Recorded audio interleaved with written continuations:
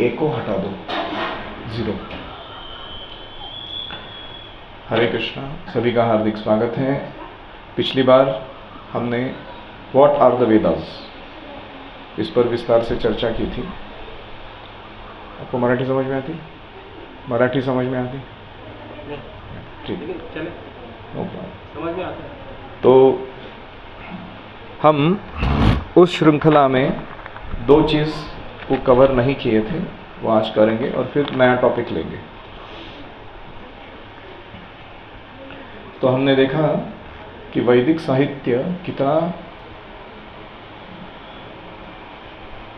स्पष्ट, पुरातन और सत्य, महत्वपूर्ण ऐसा है। और हमने उसके अलग अलग जो कर्मकांड, ज्ञान कांड, उपासना कांड इत्यादि जो भाग हैं और उनका हमारे लिए क्या महत्व है, उसका अध्ययन किया था।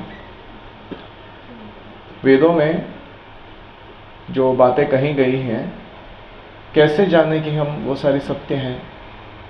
पुराने ज़माने में अगर कोई 2 व्यक्ति एक दूसरे से झगड़ा करते तो तुम्हारी बात सत्य है कि मेरी बात सत्य है, ऐसे वो नहीं बोलते थे। वो तुम बोल रहे हो वो क्या वेद वाक्य है क्या ऐसे बोलते थे।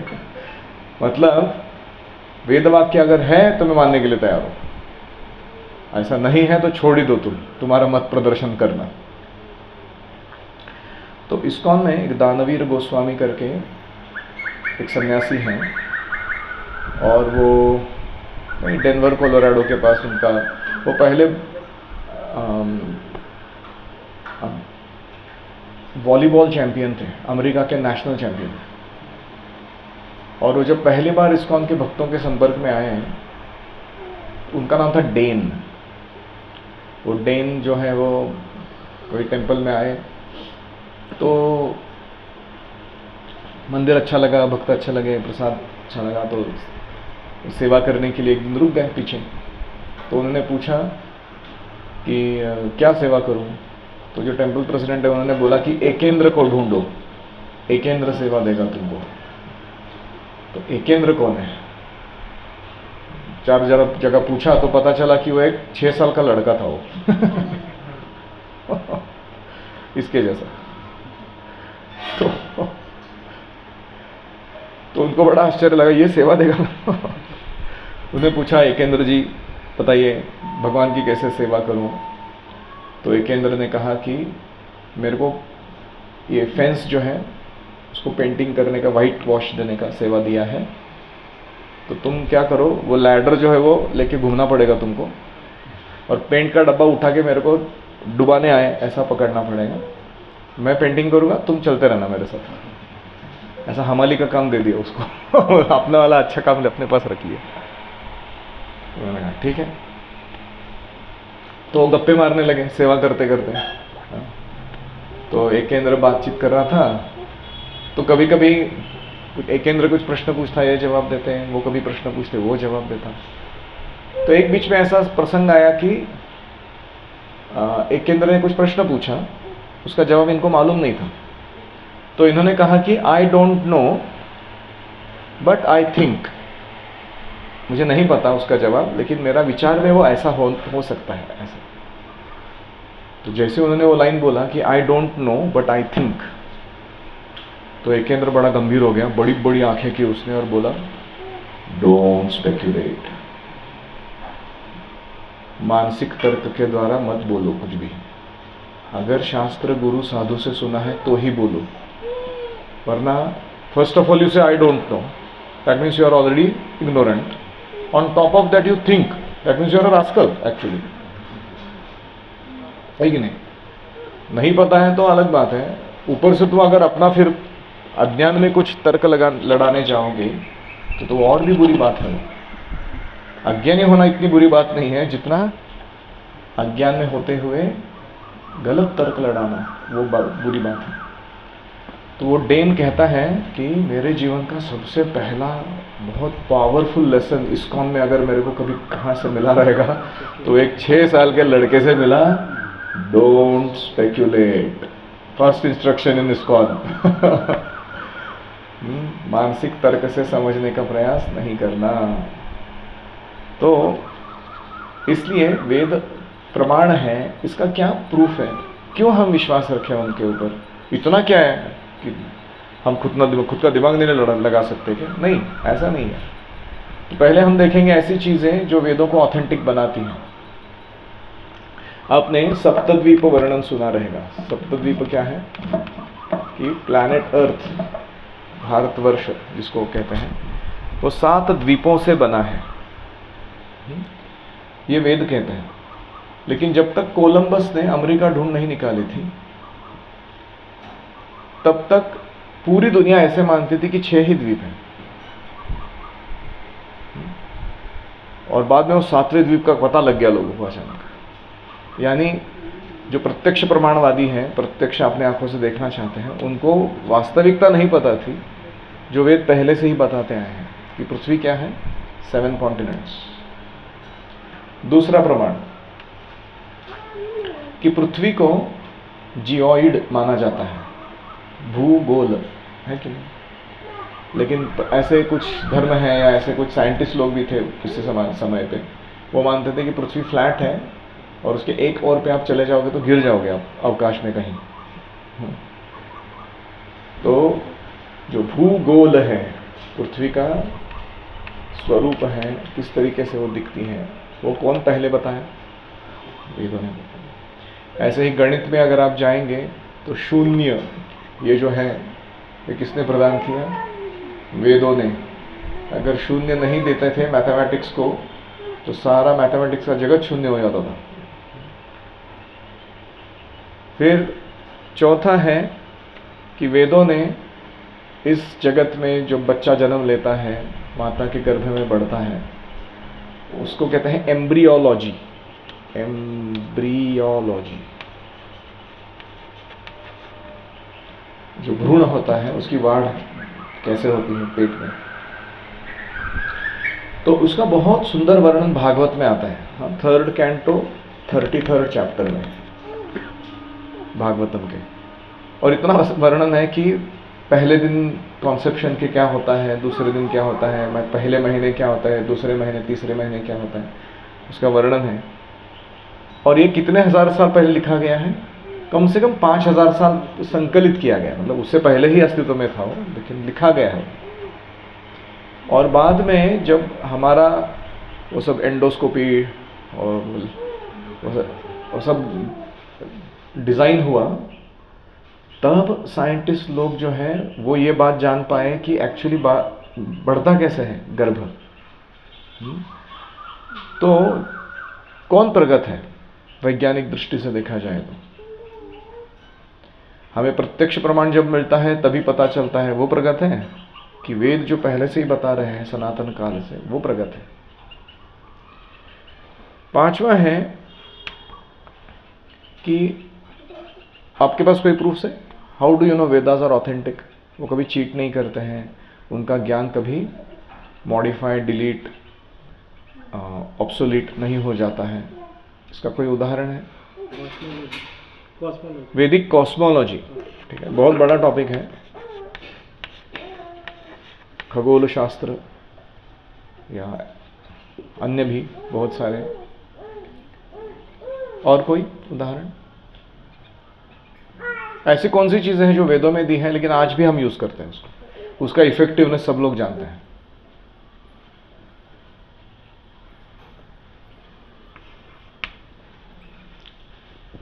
सुबह सुबह शुरुआत होता है उसका, when you brush your teeth. हाँ, दंत मंजन जो लोग आजकल यूज करते हैं, या वज्रदंती वगैरह वगैरह, वो कहाँ से आए? वो फॉर्मूला वो वेदों में से आए, आयुर्वेद से आए स्पेसिफिकली, है कि नहीं?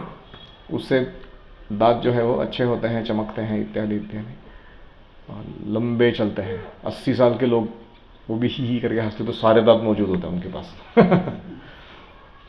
तो ये कहाँ से आया ये? हाँ, आयुर्वेद से आया। ऐसे तो बहुत सारी चीज़ें हैं, दिनचर्या, ऋतुचर्या, कफवात पित्त का दोषों का बैलेंस, इतने सारे कॉन्सेप्ट्स हैं आयुर्वेद में जो अभी भी लोग उसका लाभ उठा रहे हैं। ऐसे ही और कौन सा फील्ड है वेदों का जो अभी भी हम लाभ उठा रहे हैं? ज्योतिष, ठीक है, ज्योतिष ही सारे मॉडर्न मैथमेटिक्स का स्रोत है। जो भी मैथ्स ढूंढ के निकाला गया है, फिबोनाची सीरीज या जो भी अलग अलग, वो सारा वेदों से लिया गया। पाई का वैल्यू वो भी वेदों से लिया गया। तो ऐसे बहुत सारी चीज़ें हैं जो हमने वहाँ से बोरो की है। फिर हमें अभी जब हम एक्लिप्स वगैरह आएगा या सूर्य ग्रहण चंद्र ग्रहण का वर्णन करते हैं, क्या लगता है आपको? ये साइंटिस्ट लोगों ने मूवमेंट जो सोलर या सेलेस्टियल बॉडीज का जो मूवमेंट चल रहा है उसको नापने के बाद बताया। कैसे बता पा रहे हैं सूर्य ग्रहण चंद्र ग्रहण? अभी भी लोग किसको पता है? ये वेदों में जो फॉर्मूला दिए गए हैं उसके आधार पर उसको कंप्यूटर को फीड किया गया है और उसके आधार पर प्रेडिक्शंस दिए जाते हैं कि यह चंद्र ग्रहण सूर्य ग्रहण इस प्रकार से होगा करके। So that is the accuracy with which you can predict. ठीक है, 8वां एक और प्रभु जी का फील्ड है योग। हाँ, योग साधना बहुत बड़ा फील्ड है। How many trillion dollars industry, I don't no, billion billion trillion, इतना पैसा कमा रहे लोग इसके आधार पर। क्यों? क्योंकि वर्क करते हैं। It's a fact. लोगों ने उसको भारतीय नहीं है, मतलब अभारतीय है, ऐसा दिखाने का बहुत प्रयास किया कि पतंजलि योग सूत्र या इसको वो माइनस कर दो और फिर योगा सिखाओ लोगों को। बहुत प्रयास चल रहे हैं। उसको क्रिश्चियनाइज करने के प्रयास चल रहे हैं, उसको इस्लामाइज करने के प्रयास चल रहे हैं, उसको कि ये योग शास्त्र जो है हमारा इंडिया का नहीं है, वो तो ह्यूमंस के बिलोंग करता है। वो मानवी धरोहर है, वो हिंदुओं की धरोहर नहीं हुआ सब। उसके पीछे पड़े लोग आजकल बताने के। लेकिन आप कितना भी छुपाओ, सूरज को आप हाथ से ढक नहीं सकते आपने, है कि नहीं? ऐसा ही ये जो वेदों का दिया है योग सूत्र बहुत पावरफुल है। मन कैसे कार्य करता है, शरीर कैसे कार्य करता है, उसको परफेक्टली नियंत्रण कैसे करना है, उसे आत्मा के तरफ या परमात्मा की तरफ कैसे मोड़ना है, बहुत जबरदस्त वर्णन। और कोई प्रूफ कि वेदास आर ऑथेंटिक, वेद प्रामाणिक है, इसका क्या आपके पास प्रूफ है?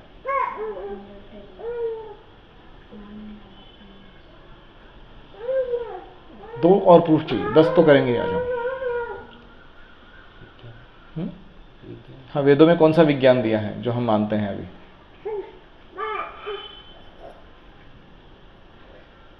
कौन सा विज्ञान? Okay, science of sound vibration. मंत्र के जो टेक्निक्स हैं, अलग अलग मंत्र हैं और उनकी जो सिद्धियां हैं, वो मंत्र सिद्ध करने पर क्या मिलता है व्यक्ति को, उसका जो ज्ञान है वो बड़ा विशेष है। माता जी, you will have to keep him quiet और you will have to walk outside. आपको बाहर घूमते घूमते सुनना पड़ेगा।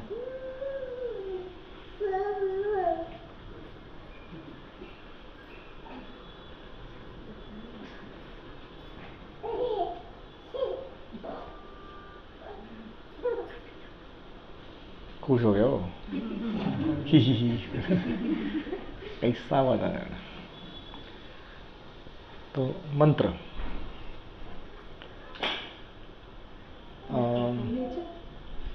नेचर, स्वभाव विज्ञान, क्या कह रहे हैं आप? नेचर मतलब प्रकृति का वर्णन, जैसे जो हम यूज कर पा रहे हैं या कुछ, जैसे प्लांट्स के, जैसे मेडिसिन, जैसे तुलसी महारानी का जो। ओके, सो वनस्पति शास्त्र,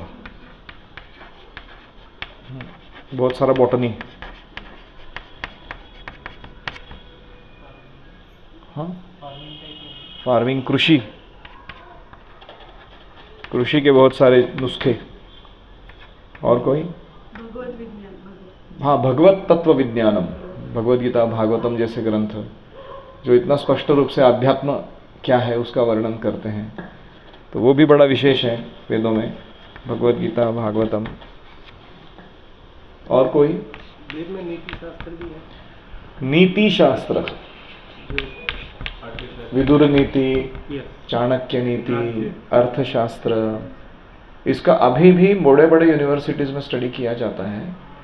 पॉलिटिकल साइंस, हाँ, बहुत सारे ऐसे गवर्नेंस उसको सीखने के लिए है कि नहीं, कुछ भी आउटडेटेड नहीं हुआ उनका काम। और कोई लैंग्वेजेस जो भी हम बोलते हैं, मतलब भाषा जो भी है, भाषा शास्त्र, हाँ, इंटरेस्टिंगली जो भी दुनिया भर की भाषाएं हैं उनका व्याकरण जो होता है ना, ग्रामर, वो संस्कृत पर आधारित है। संस्कृत ने जो स्ट्रक्चर दिया है इसको नाम बोलने का, सर्वनाम बोलने का, वो उधर से ढाप के उन्होंने अपने अपने भाषाओं के फिर बाद में क्या कहते हैं स्ट्रक्चर कोडिफाई किया है कि नहीं, उधर से ही लिया हुआ है वो व्याकरण। ऐसे ही एक बहुत बड़ा विषय छूट गया, वो है संगीत, म्यूजिक। तो वेदों में जिस प्रकार के इंस्ट्रूमेंट्स डिजाइन करना या जिस प्रकार के वोकल सिंगिंग जिसको कहते हैं, क्लासिकल राग, उनका वर्णन है। अभी भी लोग साउंड हीलिंग या इत्यादि के नाम पर ये रागों का उपयोग करते हैं। तो ये सब क्या है, एक बहुत बड़ी धरोहर है वेदों की। और सबसे टॉप मोस्ट है 16वां संस्कृत एज अ भाषा।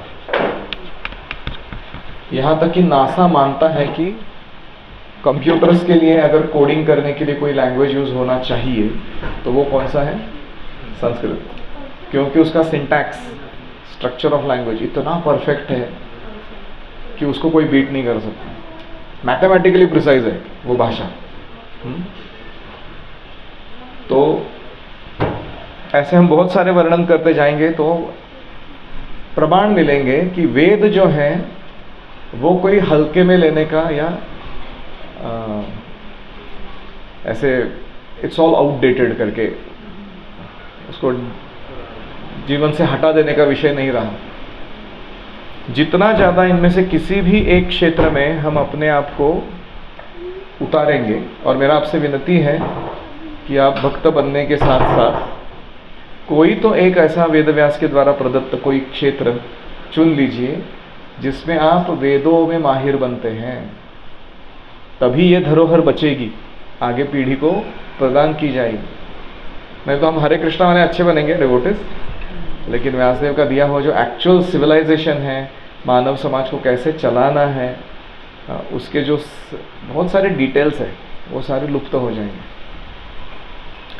तो एक साइड है कि हम स्पिरिचुअल बन रहे हैं, और दूसरा है कि हम वेद शिक्षा ग्रहण करके जो वैदिक आर्ट्स, कला है, वैदिक विद्या है, उनको भी कहीं ना कहीं अपना रहे हैं अपने जीवन में।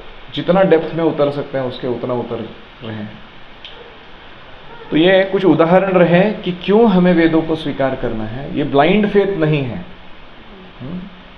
ऐसा नहीं कि अरे क्या वेद वाक्य है क्या, ऐसा पूछने से वो उसका ब्लाइंड फेथ दिखाई दे रहा है वेदों के ऊपर। नहीं, वो ये सब समझने के बाद बोल रहे हो, है कि नहीं। तो ये था एक पॉइंट जो मैंने पिछली बार नहीं बोला था, वेदों को क्यों मानते हैं। तो अगर आपको कोई पूछे तो इसमें से कोई भी एक उदाहरण आप देके उसको सिद्ध कर सकते हो कि अगर इतना विज्ञान किसी चीज में छुपा हो तो क्या करके जाके रिसर्च करके मिलने वाला है, इसमें ही क्यों ना रिसर्च किया जाए। तो ये हो गया पहला। अभी वेदों के बारे में एक अन्य बात रह गई थी। तो हमने वेद, वेदांग, उपवेद, फिर वेदांत यानी उपनिषद, वेदांत सूत्र और भाष्य, ये देखे। फिर हमने देखा पुराण, इतिहास और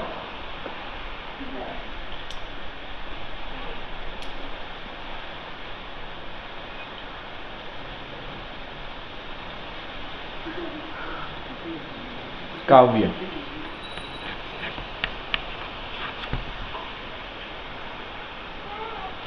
वेदांत में उसके ऊपर पर्सपेक्टिव्स है, वो पर्सपेक्टिव्स को दर्शन कहते हैं।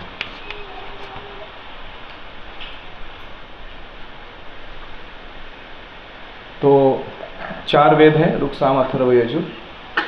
वेदांग क्या है? शिक्षा, छंद, निरुक्त, व्याकरण, ज्योतिष और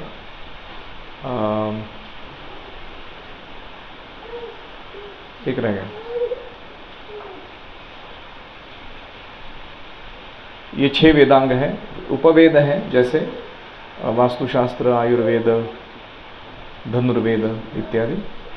फिर ये वेदों का सूत्र रूप में वर्णन, इसेंस रूप में वर्णन वेदांत है, यानी उपनिषद है 108। फिर इस वेदांत का और भी कोडिफिकेशन किया गया है वेदांत सूत्र के रूप में। अब ये वेदांत सूत्र और वेदांत के ऊपर अलग अलग ऋषियों ने अपने दर्शन, पर्सपेक्टिव्स दिए हुए हैं। षड दर्शन है, वो 6 प्रकार के हैं। फिर इसके ऊपर भाष्य दिया गया है, खास करके व्यासदेव के द्वारा, और उसमें से सबसे महत्वपूर्ण है श्रीमद् भागवतम। और you can put it here.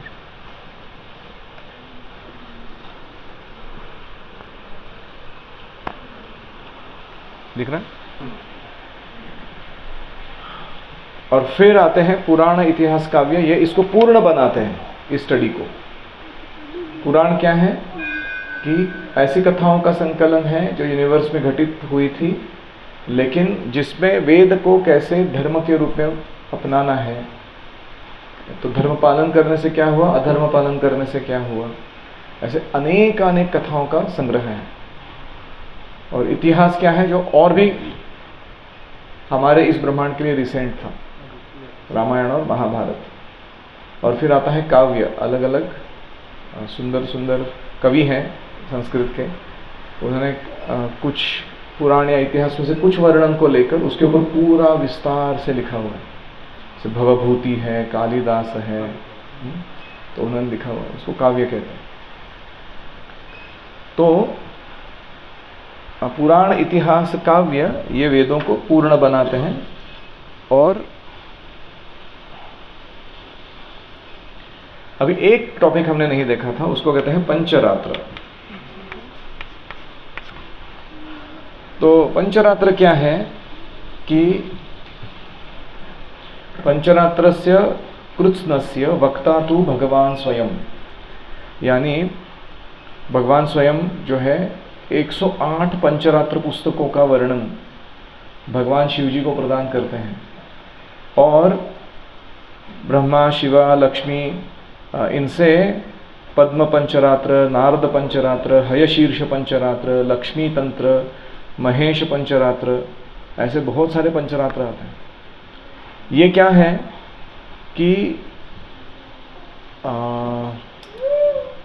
ऐसा एक विधि है पंचरात्र जिसमें कोई शूद्र वर्ण में जन्म लिया हो या शूद्र स्वभाव से हो, उसे कैसे ब्राह्मण या उससे भी ऊपर वैष्णव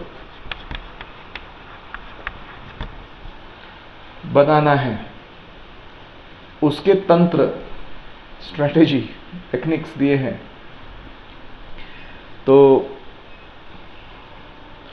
पंचरात्र सिस्टम जो है ये खास करके दीक्षा एक विशेष तंत्र का उपयोग करती है। जैसे यथा कांचनताम याति कांस्यम रसन विधानतः तथा दीक्षा विधानेन द्विजत्वम जायते नृणाम। अगर हम कांसा मतलब पीतल या ब्रॉन्ज उसको लेते हैं और उसको एक मर्क्यूरी के साथ रस विधान आता है, एक रसायन होता है, उसको प्रयोग करते हैं तो वो सोने में परिवर्तित हो जाता है। उसको रसायन शास्त्र में एक फॉर्मूला दिया गया है। तो जैसे ब्रॉन्ज को गोल्ड बनाया जा सकता है कोई रसायन की विधि से, प्रक्रिया से, ऐसे ही द्विजत्वम जायते तथा दीक्षा विधानेन, दीक्षा की प्रक्रिया के द्वारा व्यक्ति कितने भी निम्न स्तर का क्यों ना हो, द्विजत्वम जायते नृणाम, वो ट्वाइस बॉर्न यानी ब्राह्मण के जितना श्रेष्ठ बन सकता है, उस विधि को दीक्षा कहते हैं। तो दीक्षा इस शब्द का अर्थ क्या है? दी मतलब दिव्यम ज्ञानम यतो दद्यात्, औरक्षा शब्द का अर्थ क्या है? क्षपयति। क्षपयति यानी कुर्यात् पापस्य संक्षयम।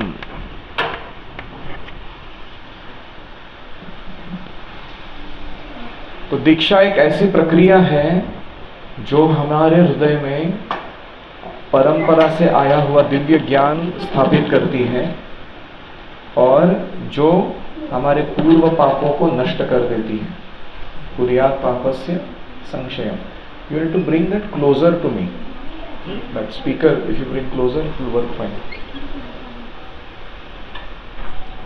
तो दीक्षा का महत्व क्या है कि हम अलग अलग परिस्थितियों में, अलग अलग समाज के स्तर में या अलग अलग स्वभाव लेकर, हमें से कोई देवता प्रवृत्ति के हैं तो कोई असुर प्रवृत्ति के हैं, कोई हरे कृष्ण, कोई ब्राह्मण है, क्षत्रिय है, वैश्य है, शूद्र है, कोई अंत्यज है, आउटकास्ट है, सिस्टम में ही नहीं बैठ पाते हैं। और ये सब जन्म के आधार पर नहीं, हमारे ही कर्मों के आधार पर है। तो ऐसे लोगों को सीधा भगवान का एक्सेस कैसे मिलेगा? जिनका व्यवहार पशुतुल्य है, जिनकी चेतना भौतिकता से हटती नहीं, जिनको पापमय जीवन रेगुलर लाइफ लगता है, धर्म के जैसा उसको पालन करते हो, ऐसे लोगों का उद्धार कैसे होगा? इसलिए वेदों ने एक बहुत ही पावरफुल शॉर्टकट दिया है और वो पंचरात्र के माध्यम से दिया हुआ है। और वो कहते हैं कि तुम दीक्षा ग्रहण करोगे किसी अधिकृत संप्रदाय में, एक अधिकृत गुरु से, तो तुम अपने स्वभाव और स्वरूप को,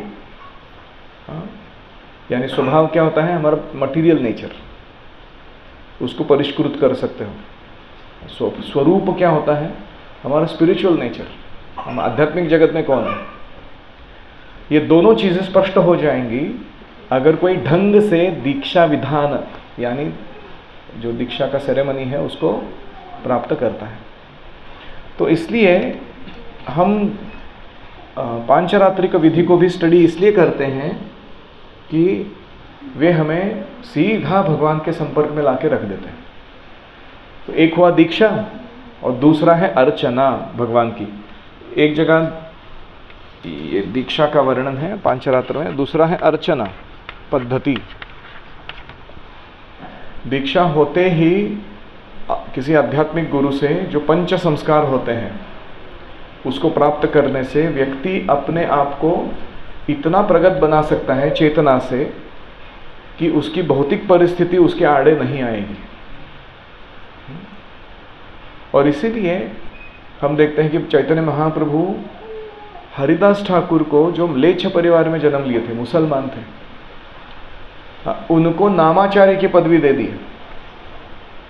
कोई सरोकार नहीं रहा उनके पिछले जन्म का। जगाई मधाई जो इतने पापी थे, जगदानंद माधवानंद करके महान वैष्णव बन गए। या ऐसे पापी तापी जत छिलो हरि नामे उद्धारी लो तार साक्षी जगाई मधाई रे, इतने सारे पापियों का उद्धार किया चैतन्य महाप्रभु ने। और वो रूप सनातन गोस्वामी जैसे पावरफुल क्या कहेंगे, आध्यात्मिक जगत से ही उतरे हुए नित्य पार्षदों का दीक्षा से लेकर ऐसे समाज के एकदम निंदनीय कुकर्म के कार्य में लगे हुए बहुत ही हीन लोगों के चेतना को भी परिवर्तित करके दिखाएं। यहाँ तक कि चैतन्य महाप्रभु झारखंड में जाके पशुओं को दीक्षा देके दिखाएं, हरिनाम दीक्षा, उनका ट्रांसफॉर्मेशन करा के दिखाएं, उनको भगवत प्रेम दिलवा कर दिखाएं।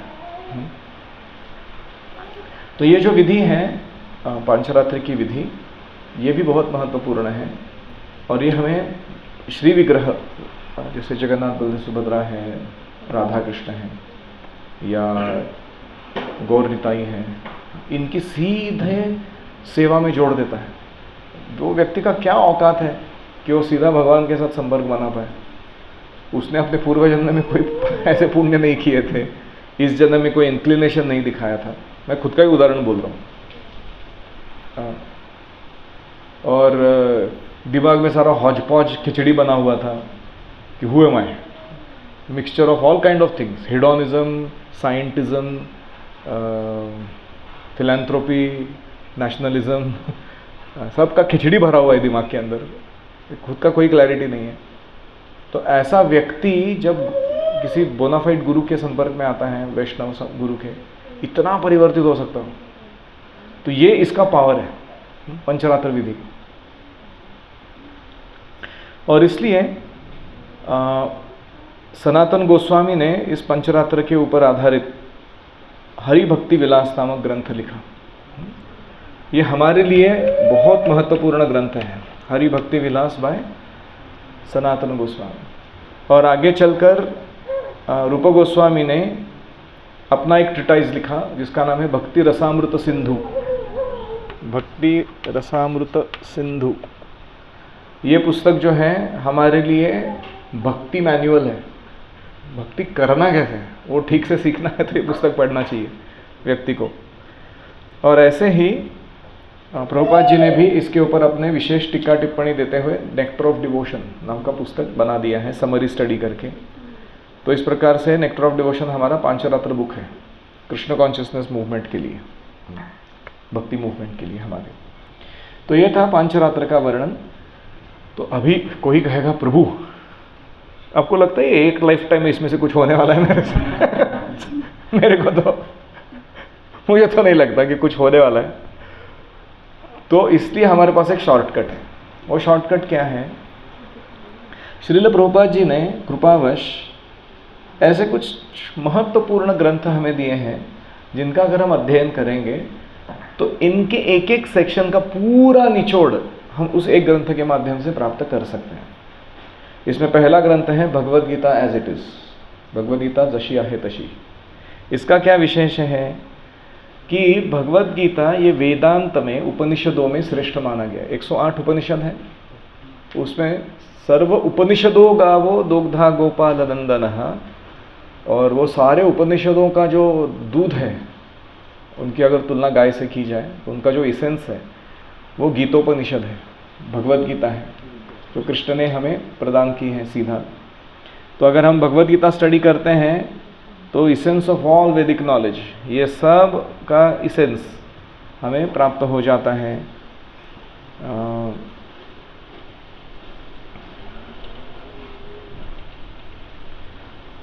तो भगवद गीता का मेन संदेश क्या है? सर्वधर्मान परित्यज्य मामेकम शरणम। एक टीचर्स सरेंडर कि शरणागत होना है, ये गोल है लाइफ का। जो उछल कूद कर ली तुमने कर ली, नो प्रॉब्लम, अभी शरणागत हो जाओ।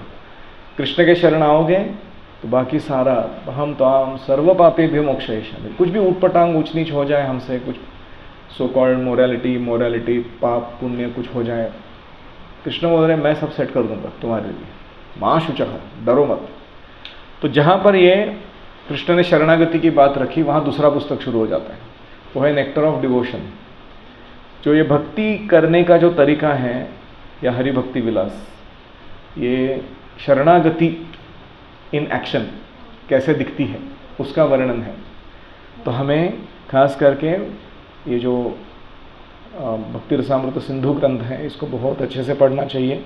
ये भक्ति रसामृत सिंधु पांचरात्र का अर्क है।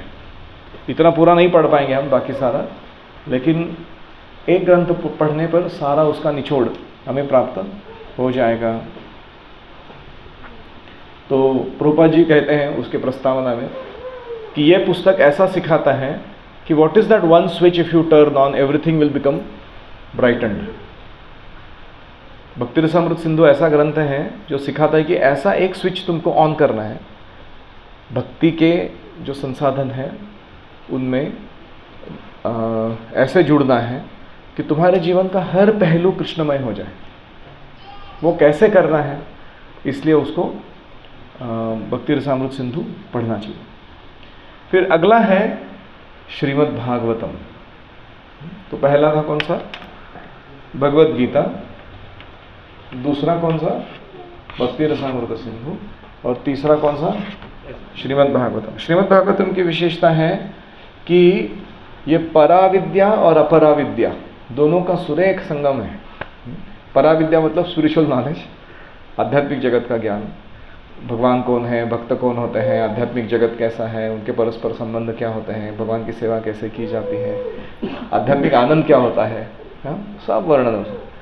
और ऐसे ही इस जगत में अगर हम देखें अपरा विद्या जिसको कहते हैं मटेरियल नॉलेज, तो भागवतम अगर आप पढ़ेंगे तो समझ में आएगा आर्ट ऑफ कॉन्वर्सेशन, संभाषण कला, वास्तु कला, खगोल शास्त्र, वैदिक कॉस्मोलॉजी, आपको समझ में आएगा काउंसलिंग टेक्निक्स या फिर history, geography of the universe पूरा। तो मटेरियल नॉलेज भी कोई कम नहीं है। तो धर्म अर्थ काम मोक्ष के पीछे लगे हुए जो लोग हैं वो पहली बार देख पाएंगे कि इनका प्रयोजन प्रेम प्राप्ति के लिए कैसा किया जाए, भगवान का प्रेम प्राप्त करने के लिए। तो इसलिए भागवतम बड़ा विशेष है। वो सारे वेदों में जो दिया था धर्म अर्थ काम मोक्ष के पीछे लगो, उसका एक्चुअल डायरेक्शन किधर जाना है वो सिखा देता है, इसलिए वो बड़ा विशेष है। तो प्रभुपाद कहते थे ये भगवद गीता है ग्रेजुएट स्टडी, भागवतम है पोस्ट ग्रेजुएट स्टडी। हमारे आंदोलन में ये जैसे कोई बीएड करता है फिर एमएड करता है ना, वैसा। फिर अगला तीसरा पुस्तक है चैतन्य चरितामृत। चैतन्य चरितामृत क्यों विशेष है? क्योंकि ये कृष्ण ही स्वयं जो भगवान चैतन्य महाप्रभु के रूप में आए हैं उनके चरित्र का वर्णन करता है। इसमें प्रैक्टिकल डेमो दिया गया है। इसको इसको और इसको किसने फॉलो करके दिखाया? महाप्रभु ने, चैतन्य महाप्रभु। उनका जीवन शैली कैसा था, उनका मूड कैसा था, हाँ, उनके कार्य कैसे थे, हाँ, उन्होंने प्रचार कैसे किया, उन्होंने ऑर्गेनाइजेशन कैसे चलाया, उन्होंने शिक्षा कैसे प्रदान की, इतना एक प्रोटोटाइप डिवोटी जिसको बोलेंगे हम, वो कैसा जीवन जीता है। अगर किसी को समझना है उसको चैतन्य चरितामृत पढ़ना चाहिए। चैतन्य महाप्रभु कौन है? Prototype devotee. प्रोटोटाइप मतलब समझते हैं, जैसे मैं पहले कार मैन्युफैक्चरिंग में था तो कार का प्रोटोटाइप बनता है और वो प्रोटोटाइप को परफेक्ट करते हैं पहले, फिर उसको रेप्लिकेट करते हैं मल्टीपल कार्स बनाने के लिए, उसको बोलते हैं प्रोटोटाइप। तो Chaitanya Mahaprabhu is a prototype devotee कि हमारा सबका एस्पिरेशन होना चाहिए कि उनके जैसा जो उन्होंने भक्ति का आचरण दिखाया है उसका अनुशीलन हम करें। ऑफ कोर्स हम उनके जैसे नहीं बन सकते हैं, लेकिन दैट्स द आइडियल हमारे लिए। तो कृष्ण लीला जो भागवत में वर्णन की है वो कैसे रिलिश करनी है, फिर जितने भी मत प्रवाह है, जैसे भाष्य दिए गए हैं, षड्दर्शन या पुराण लिखे गए हैं, वेदांत लिखा गया है, वेदांग उपवेद में कुछ कुछ टॉपिक्स आए हुए हैं, ये सब का ऐसा कंपाइलेशन है चैतन्य चरितामृत। कृष्णदास कविराज गोस्वामी सो स्कॉलरली कि वो सब का उपयोग करते हैं कहीं ना कहीं से लाकर, और उसको कृष्ण भक्ति में कैसे जोड़ना है वो बहुत अच्छे से सिखाते हैं। तो इसलिए चैतन्य चरितामृत बहुत विशेष है। हमें समय निकालकर रोज रात को चैतन्य चरितामृत जरूर पढ़ना चाहिए।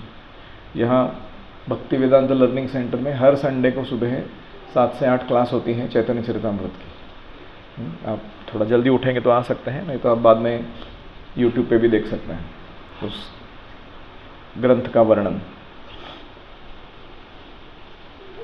तो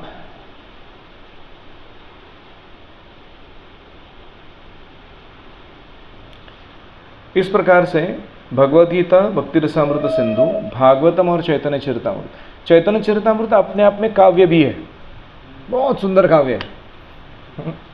ये इतिहास भी है, सबसे कॉन्टेम्पररी इतिहास जो हमारे लिए इसेंशियली मालूम होना चाहिए हमको। ये भगवान के पौराणिक लीलाओं में से सर्वश्रेष्ठ लीला का वर्णन है। तो इस तरीके से हर दृष्टि से देखा जाए तो चरितामृत बड़ा परिपूर्ण है ग्रंथ। तो प्रभुपाद जी एक जगह लिखते हैं, in our Krishna consciousness movement we have therefore limited our study to Vedic literatures of Bhagavad Gita, Srimad Bhagavatam, Chaitanya Charitamrita and Bhakti Rasamrita Sindhu. हमारे कृष्ण भावनामृत आंदोलन में ये 4 पुस्तकों पे हम जोर दे रहे हैं these 4 works are sufficient for preaching purposes. किसी को अगर प्रचारक बनना है, ये 4 ग्रंथ काफ़ी है, उसको और पढ़ने की ज़रूरत ही नहीं है। They are adequate for the understanding of philosophy and adequate for spreading the missionary activities all over the world. अगर आपको फिलॉसफी समझ में आनी चाहिए भक्ति की, और आपको प्रचार अच्छा करना आना चाहिए, तो ये 4 पुस्तक काफ़ी है, ऐसे प्रभुपाद जी बोलते हैं। तो इसलिए हमने इतना सारा जो बड़बड़ किया, व्हाट आर द वेदास वगैरह वो सब उसका मेन उद्देश्य यही है कि आप लोगों का रुचि ये 4 ग्रंथ पढ़ने में निर्माण हो जाए, और आप इसको बहुत गंभीरता से लें अपने जीवन में कि ये पुस्तक पढ़े बिना मरने वाला नहीं हूँ मैं। यमदूत भी आएंगे तो बोलूँगा वेट अ मिनट, थोड़ा पेंडिंग पड़ा हुआ है रीडिंग मेरा, उसको पूरा कर लेता, फिर लेके जाओ जिधर लेके जाओ। तो इसलिए ये प्रयोजन लेकर मैंने इतना सारा बड़बड़ किया। किसी का कोई प्रश्न है?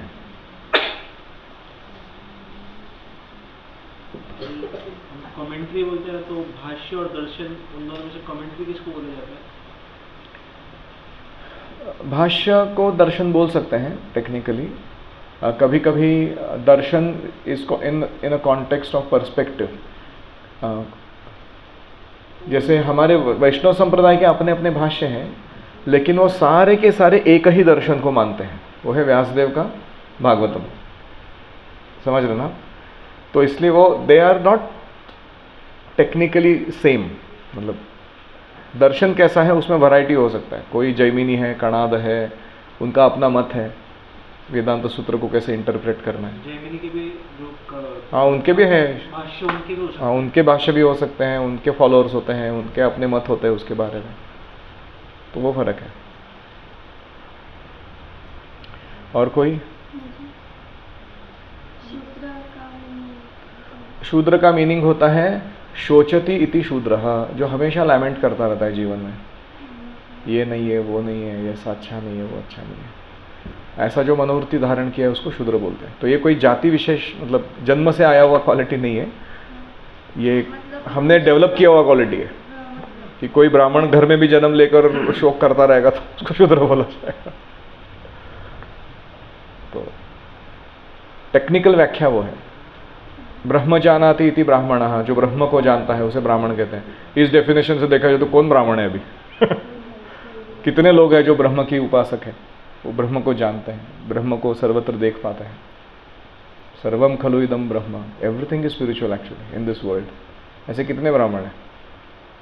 तो सो कॉल्ड ब्राह्मणी है ना वो। तो अभी भारत में जो भी हम वर्ण व्यवस्था देख रहे हैं वो सारा पूरा विकृत हो चुका है। वो कोई प्रॉपर शूद्र ब्राह्मण कोई नहीं है, बहुत कम लोग बचे हैं ऐसे। और जब तक हम दीक्षा नहीं ग्रहण करते तब तक हमारा स्वभाव हमें समझ में ढंग से नहीं आता, हम अज्ञान में ही जीवन जीते रहते हैं। वैष्णव किसे कहते हैं? अभी जन्मना जायते शूद्र, हर एक जो है व्यक्ति जन्म से शूद्र ही कहलाता है, वो किसी भी घर में जन्म ले। वो संस्कारात् भवेत् द्विजः, द्विज मतलब जिसका दीक्षा हो गया है गुरु से और उसने वेदाध्ययन शुरू किया है, खास करके 4 ग्रंथ जो मैंने अभी वर्णन किए, उसको सेकंड बर्थ कहा गया है। पहला बर्थ शुक्र जन्म, माता और पिता ने वो ओवम एंड सीमन मिक्स करके हमको शरीर प्रदान कर दिया। तो ये तो कुत्ते बिल्लियों को भी मिल रहा है ये शरीर, उसमें क्या विशेष है। लेकिन जब गुरु आते हैं जीवन में, वेद माता और गुरु पिता के रूप में प्राप्त होते हैं, और फिर हमारा आध्यात्मिक जन्म होता है, हमें समझ में आता है कि अरे मैं हूँ कौन, जीवेर स्वरूप होय कृष्णेर नित्यदास, मैं भगवान का नित्यदास हूँ। ये जब समझ में आता है वो कौन सा जन्म है? सेकंड बर्थ, द्विज। जन्मना जायते शूद्र, संस्कारात् भवेत् द्विजः, वेद पठनात् भवेत् विप्रः, फिर वेदाध्ययन शुरू करते हैं गुरु के अंडर, तो बड़े विद्वान बनते हैं, वेदों में पारंगत होते हैं, उसको विप्र कहा गया है। विप्र मतलब जिसने सारे वेद पढ़ लिए, पता है उसको क्या चल रहा है वेदों में। फिर ब्रह्म जानाति इति ब्राह्मणः, ये सब पढ़ने के बाद जिसको सही में ब्रह्म साक्षात्कार होता है, वो देख पाता है कि हर चीज़ इस जगत की कृष्ण से जुड़ी हुई है, इसलिए वो डिवाइन है, वो भगवान की सेवा के लिए बनाई गई है। हर संबंध का, हर इंटरेक्शन का जो मौका मिल रहा है हमको, वो भगवान के प्रति हमारा दिव्य प्रेम व्यक्त करने का मौका मिल रहा है। आपने ये प्रश्न पूछा, मैंने जवाब दिया, इन्होंने आपके लिए प्रसाद बनाया, आपने वो पाया। ये सब क्या है? ये प्रेम का आदान प्रदान है हमारे कृष्ण को केंद्र रखते हैं। ये जिसको दिखाई देता है उसको कहते हैं ब्राह्मण। तो इसे ब्रह्म साक्षात्कार कहते हैं। वासुदेव सर्वमिति स महात्मा सुदुर्लभ। और ब्राह्मण के भी परे जाकर होता है वैष्णव। वैष्णव जो है वो भगवत प्रेम में इतना विभल है कि उसको जगत कृष्णमय ही दिखता है। उसका कोई स्वतंत्र अस्तित्व नहीं है, स्वतंत्र इच्छाएं नहीं है। वो पूरा अपनी इच्छा को कृष्ण की इच्छा के साथ जोड़ चुका है। तो ऐसे व्यक्ति बहुत विरला होते हैं वैष्णव। मनुष्याणाम सहस्रेषु कश्चिद यतति सिद्धये यतताम विसिद्धानाम कश्चिन्माम वेत्ति तत्वतः। ऐसे ही दूसरा कौन सा है? कोटिष्वपि महामुने सुदुर्लभः प्रशांतात्मा कोटिष्वपि महामुने। 1 करोड़ में 1 कभी वैष्णव मिलता है। 1 करोड़ लोगों में इतना रेयर है मिलना। तो वैष्णव इज इवन हायर देन ब्राह्मण। ब्राह्मण जो है वो परमात्मा, ब्रह्म या भगवान फीचर में अभी भी चुन रहा हो कि कौन सा करना है मुझे वर्शिप। वैष्णव ये सबके परे जा चुके हैं। पंचरात्र के अंदर आपने दीक्षा बताया और एक अर्चना बताया। तो जो दीक्षा है वो more related to first initiation, जो हम हरिनाम दीक्षा बोलते हैं, और अर्चना मोर रिलेटेड टू। ऐसा कुछ नहीं है। दीक्षा भी, दीक्षा में ही अर्थ है कि पंच संस्कार युक्त दीक्षा। प्रभुपाद जी ने क्या किया है, जो 5 संस्कार होते हैं दीक्षा के, उसको उन्होंने सेपरेट कर दिया फर्स्ट इनिशिएशन, सेकंड इनिशिएशन में। नाम, याग, पुंड्र,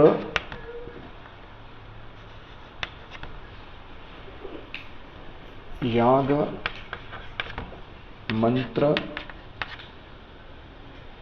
और तप। ये 5 संस्कार जो हैं, तप मतलब क्या है? इस्कॉन में दीक्षा लेने से पहले आपको 4 नियम फॉलो करने होते हैं। वो तपस्या है। वो मांस नहीं खाना, जुआ नहीं खेलना, नशा नहीं करना, व्यभिचार नहीं, चाय नहीं, कॉफी नहीं, कांदा नहीं, लहसुन नहीं। लोग मर ही जाते हैं सुन के मेरे से नहीं होगा भाग जाते हो। इसको तप बोलते हैं। इससे शरीर मन शुद्ध होता है और वो अध्यात्म संस्कार ग्रहण करने के काबिल बनता है। जैसे लकड़ी अगर गीली है तो आग नहीं पकड़ती, सूख जाती है तो तुरंत पकड़ लेती है। ऐसे शरीर मन में अगर पाप बैठा हुआ है, उसको हरिनाम दीक्षा दो या सेकंड कुछ भी, कोई भी दीक्षा दो, क्या फर्क पड़ने वाला है उस व्यक्ति को? कुछ नहीं बदलेगा उसके लाइफ में। तो इसलिए तप करने से क्या होता है, मन और शरीर शुद्ध होकर तैयार हो जाता है वो संस्कार ग्रहण करने के लिए। फिर आता है नाम, हरे कृष्ण कृष्ण कृष्ण हरे हरे, हरे राम राम राम हरे हरे। ये भगवान नाम जो है, ये जो ग्रहण करता है दीक्षा के समय, विशेष करके जब गुरु उसे प्रदान करते हैं तो और भी उसका रस बढ़ जाता है, उसका हरि नाम में रुचि आता है। फिर पुंड्र मतलब तिलक धारण करना, वैष्णव चिन्ह धारण करने को पुंड्र कहते हैं। कुछ कुछ परंपराओं में वो कॉपर प्लेट से वो शंख चक्र गदा पद्म निकालते हैं, मध्व संप्रदाय में निकालते हैं तो श्री संप्रदाय में निकालते कुछ कुछ, उसको पुंड्र कहते हैं। पुंड्र मतलब your body is marked with Vishnu's dutas symbol. Vishnu दूत के जैसे आपका जो अवतार है, हुलिया है वैसे आप बाहरी दृष्टि से भी वैष्णव दिखना चाहिए व्यक्ति। तो तिलक लगाने से क्या है, इसका अर्थ है कि this body is a property of Vishnu. जैसे कोई टाटा कंपनी में काम करता है तो उसका बैज लेके घूमता है कि नहीं, जैसे प्रभु जी गले में कुछ तो डाल के आते हैं ऑफिस से आते हैं तो, कि मैं इस कंपनी का सेवक हूँ, है कि नहीं। ऐसे ही हमारा ये क्या है, कंठीमाला, तिलक, ये सब क्या है, we belong to spiritual world, उधर से आए हम लोग तो ये हम लोग डिक्लेयर है, उसको कहते हैं पुंड्र। फिर आता है याग, यज्ञ होता है, जिसमें गुरु और शिष्य वो जो आहुति डालते हैं उसमें आपके पाप बीज जल जाते हैं। वो जो जौ होता है, काला तिल होता है, फल होते हैं, वो यज्ञ में डालने से क्या है, विष्णु जो अग्नि के रूप में वहाँ विद्यमान है, वो आपके पूर्व जन्म के सारे कुसंस्कार, सारे पाप का जो रिएक्शन का ढेर लेके बैठे आप लोग, उसको खत्म कर देता। व्यक्ति एकदम लाइट वेट हो जाता है उसके बाद स्पिरिचुअल लाइफ में। लेकिन महत्वपूर्ण कंडीशन ये है, सिन नो मोर, इसके आगे पाप नहीं करने का वापस। उसको कहते हैं याग। और फिर आता है मंत्र। मंत्र मतलब गुरु पास में बुलाते हैं, आपके कान में गायत्री के 7 मंत्र प्रदान करते हैं और आपकी चेतना को आध्यात्म की ओर उद्दीपना मिले, हाँ, उसका आयोजन करा देते हैं। तो ये है पूरा पंच संस्कार।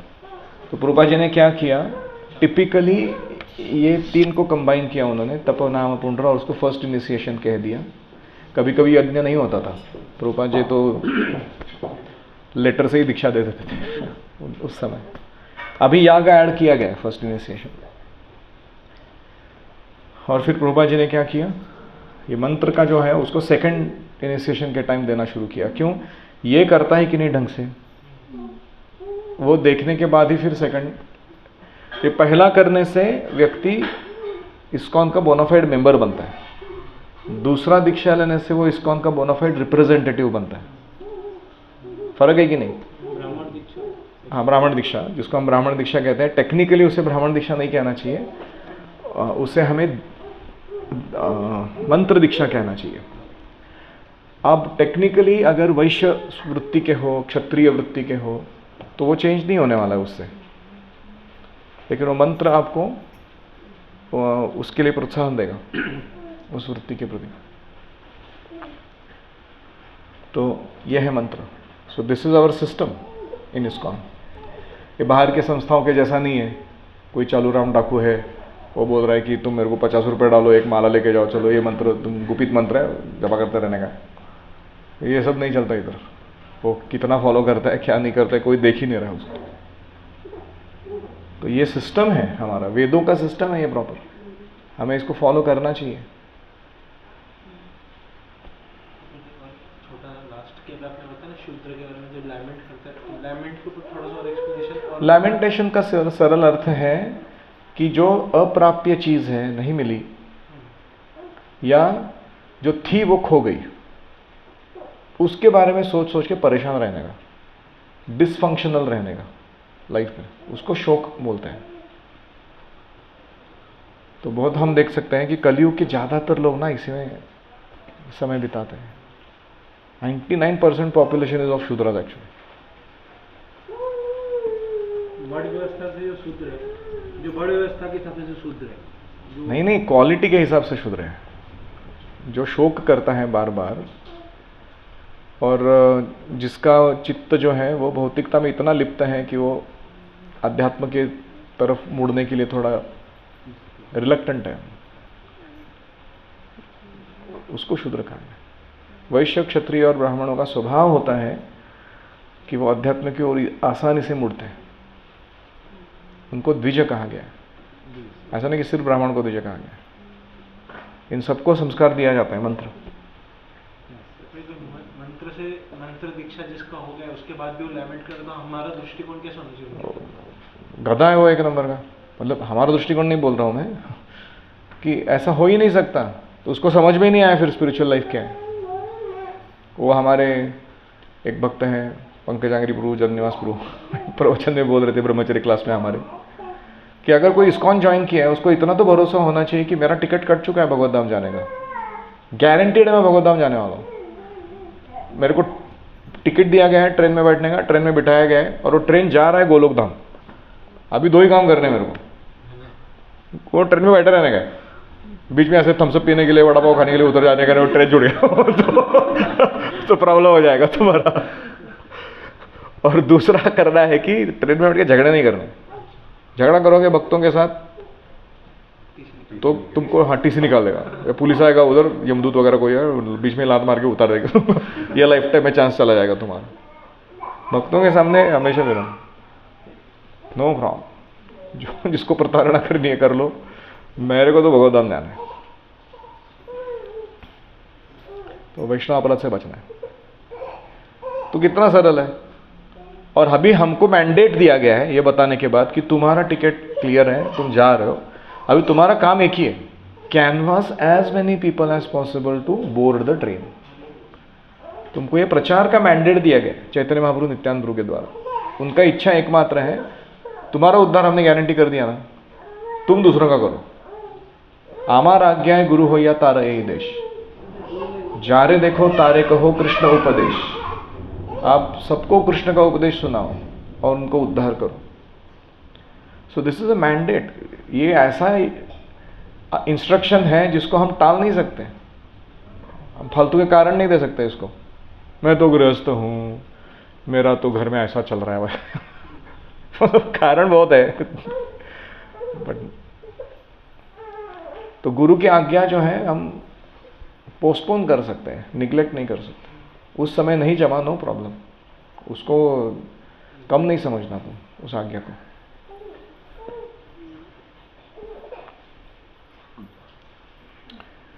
ओम हरे कृष्णा कृष्णा कृष्णा हरे हरे, हरे राम राम राम हरे हरे, हरि ओम तत्सत।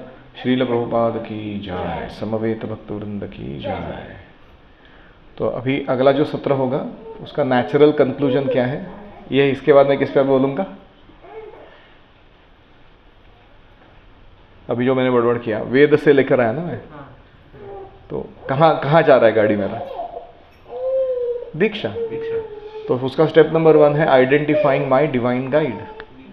मेरे लिए कौन व्यक्ति सदगुरु के रूप में चुनना चाहिए मुझे, वो कैसे करना है, वो हमारा अगला टॉपिक रहेगा। सबको समझ रहा है ना? कुछ हेवी हो रहा है इधर? मजा आ रहा है थैंक यू। हाँ विचार। तपश्चर्या म्हणजे आपण असुविधा स्वीकार करतो आध्यात्मिक प्रगती साधण्यासाठी। जसं सकाळी लवकर उठणं, स्नान करणं, एका जागी बसून जप करणं, प्रसाद ग्रहण करणं, इकडे तिकडे कचरा न खाणं ही तपस्या आहे की नाही? थोडी इनकन्व्हिनियन्स होतो की नाही त्याने, पण का करतो आपण? कारण आपल्याला कृष्णाला संतुष्ट करायचं आहे, गुरूंना संतुष्ट करायचं आहे, त्याला तपस्या म्हणतात, तपोदिव्यम। तर भौतिक जगात कोण तपस्या नाही करत आहे? सगळे लोक तपस्या करतात, पण ते भौतिक लाभ प्राप्त करायसाठी करतात। मुंबईमध्ये जाऊन बघा, ट्रेनमध्ये लोक असं श्यामम त्रिभंग ललितम रूप अशा वाकडे तिकडे उभे असतात, पाय एकीकडं हात एकीकडं, आणि इतकी भयंकर तपस्या आहे ती। रोज 2 तास पकडले जरी, 2-2, 4 तास, almost 1/6 life is living like that. अगर 60 साल का जीवन जी रहे तो 10 साल तपस्या किया उसने, ऐसा खड़ा रहना, ये क्या लाइफ है? तो ऐसे फालतू कामों के लिए इतना तपस्या उठाने के लिए हम तैयार है, सही चीज के लिए क्यों नहीं उठाना है?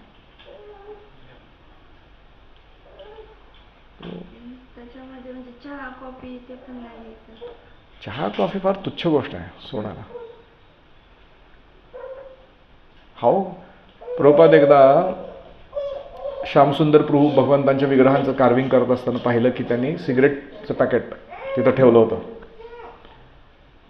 प्रभुपाद पहिला काही बोलले नाहीत, परत जाताना म्हणाले की don't allow this small piece of tobacco to come between you and Krishna. एवढी तुच्छ गोष्ट आहे ही तंबाखूची नळी, ही तुझ्या आणि कृष्णाच्या मध्ये त्याला अडसर बनवू देऊ नकोस। उस दिन से छोड़ दिया उन्होंने सिगरेट। तो आप जो भी मन में सोच रहे हो ना, चाय कॉफी, वो तो कुछ भी नहीं। वो एडिक्शन हमको क्यों है? क्योंकि हमने इतना घुसा के अपने रक्त में उसको ये कर दिया है, टैनिन एंड कैफीन को, कि हमको उसके बिना मजा नहीं आ रहा है, कुछ नशा नहीं चढ़ रहा है ढंग का। विष है वो। आपण म्हणजे आयुष्यात खूप गोष्टी सोडण्याचा प्रयत्न करतो, पण ते काही कारणास्तव सोडू शकत नाही। मग सुरुवातीला तुम्ही फोकस त्याच्यावर नका करू, तुम्ही स्वतःची आध्यात्मिक रुची वाढवण्यावरती करा। सत्संग करणं, नामस्मरण करणं, अर्चना करणं भगवंतांची, जेव्हा जमतं तेव्हा प्रसाद ग्रहण करणं, ह्यानं आधी आध्यात्मिक टेस्ट वाढवा. ती जेव्हा टेस्ट वाढेल ना तेव्हा तुम्हाला आपोआपच त्या बाकी गोष्टी फिक्या वाटायला लागतात. त्याच्यात काहीच नाही. तो चहा कॉफी कांदा लसूण आमच्या इस्कॉनचा काही सेंट्रल पॉईंट नाही आहे लाईफचा. कृष्णप्रेम हा सेंट्रल पॉईंट आहे आमचा.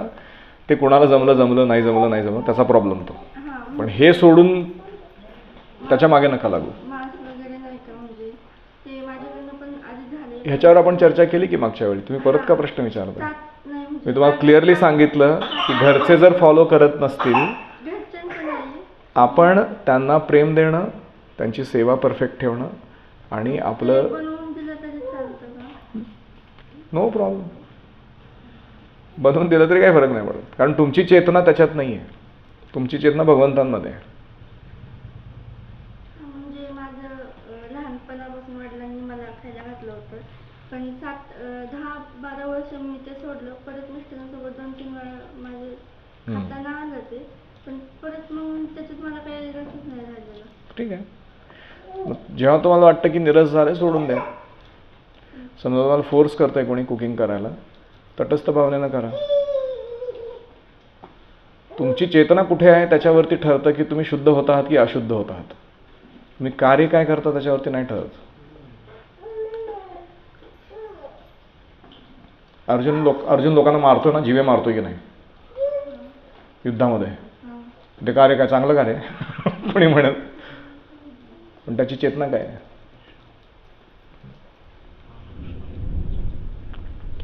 So it's not the thing that matters, it's the thought behind it that matters.